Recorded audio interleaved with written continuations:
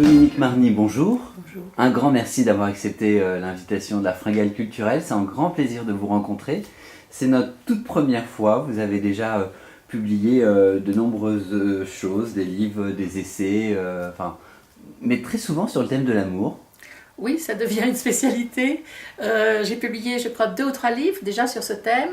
Et puis, j'ai présenté aussi une exposition au Palais Lumière d'Évian qui était effectivement sur la thématique de l'art d'aimer à travers la peinture, la sculpture, la photographie, le cinéma et la littérature. Donc, il y avait vraiment un vaste panorama. Alors là, ce livre n'est consacré qu'à la littérature, mais c'est déjà pas mal, et à la littérature occidentale. Alors, ce beau livre s'appelle « Écrits d'amour » des troubadours à Patti Smith. C'est chez Omnibus, c'est vraiment un très bel objet. D'ailleurs, dans lequel vous allez nous expliquer ce que vous avez voulu faire. Justement, quand j'ai fait cette exposition, quand j'y ai réfléchi, quand j'ai publié sur le thème de l'amour, je me suis dit, vraiment, il y a un livre à faire sur uniquement la littérature. J'avais déjà parlé des correspondances amoureuses dans un livre précédent. Là, je me suis dit, bon, on va y laisser quelques correspondances parce que c'est normal, mais en même temps, j'avais envie d'ouvrir au roman, au théâtre, à la poésie, vraiment toutes les possibilités de parler de l'amour. Donc c'était cette idée qui me tenait à cœur parce que je trouve que personne ne sait véritablement parler de ce sentiment, moi pas plus que les autres d'ailleurs, mais justement c'est en confrontant les visions de chacun qu'on arrive peut-être un tout petit peu à avancer et à comprendre quelquefois ce qui se passe. Alors, vous l'avez construit par thème, ce livre, et pas par ordre chronologique. Non, alors c'était l'idée de montrer le sentiment à partir du moment où on commence à l'éprouver jusqu'au moment où il peut durer ou se délite. Donc le livre est divisé en 4 parties. L'aveu qu'on fait d'abord à soi-même, est-ce que cette personne plaît, est-ce qu'on a envie d'aller plus loin, et puis l'aveu qu'on fait à l'autre, au partenaire. Ensuite, le désir qui va en général avec l'aveu, mais enfin bon, il fallait mettre un ordre, disons, le premier regard, puis le désir. Ensuite, le tourment, 3e partie, puisqu'il n'y a pas d'amour heureux, je ne suis pas la première à l'avoir dit, on connaît Aragon. Et 4e partie, alors pour finir sur quelque chose de plus positif, après les disputes, après les séparations, on peut revenir à de meilleurs sentiments et on peut décider de vivre ensemble un jour ou plus longtemps. Les auteurs, les textes que vous avez sélectionnés dans chaque partie, comment vous y êtes prise? C'est très subjectif au fond. J'ai eu la chance d'aimer la lecture très jeune, donc j'ai énormément lu. J'aimais les univers romanesques, donc c'est quelque chose que je crois bien connaître. Donc il y a mes souvenirs, il y a les souvenirs des scènes qui m'avaient ému, qui m'avaient emporté, donc ça c'était bien en mémoire.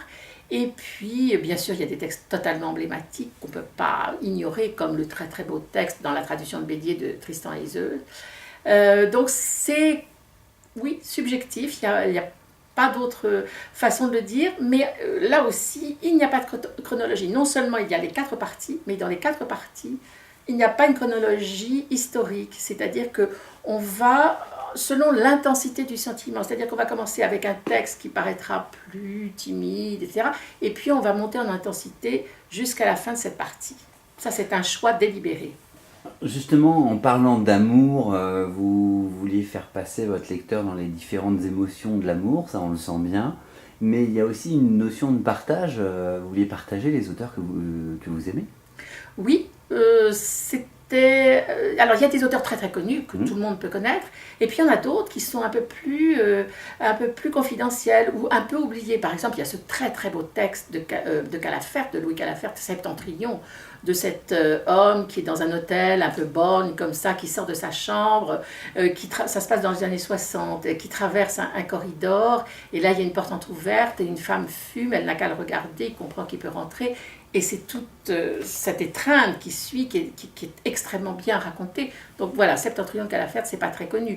Fontaine de Charles Morgan, voilà un texte très joli sur qui correspond à la quatrième partie, à la promesse. Charles Morgan, ça a été un auteur anglais extrêmement à la mode dans les années 40, très très très très romanesque, et puis qui est un peu oublié. Vous voyez, il y a des textes comme ça. Il y a par exemple Elizabeth Browning, bon, poétesse anglaise que les Anglais adulent, mais qui en France est peu connue, alors qu'elle est très bien traduite d'ailleurs.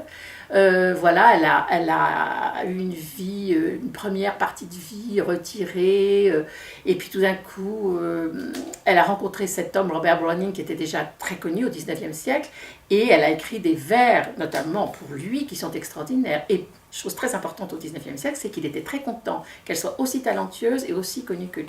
Vous, en tant qu'auteur, en travaillant sur Écrit d'amour, l'aveu, le désir, le tourment, la promesse, quelle est la partie qui était la plus difficile à travailler? Elles étaient toutes un peu difficiles parce que je n'ai pas voulu que ce soit un cucu gnangnan. Il faut que ça reste fort, il faut que ça reste intense, incandescent comme peut être l'amour. Donc il fallait éviter vraiment tout ce qui était, mièvre ou redondant ou trop connu. C'était ça la difficulté. Et puis il y avait aussi beaucoup de choix. Alors peut-être que la vraie difficulté, c'était que de choisir, parce qu'en fait, au fond, il y a des textes encore sublimes qui pourraient faire un deuxième tome. Voilà, je pense que c'était la décision de prendre celui-ci plutôt qu'un autre.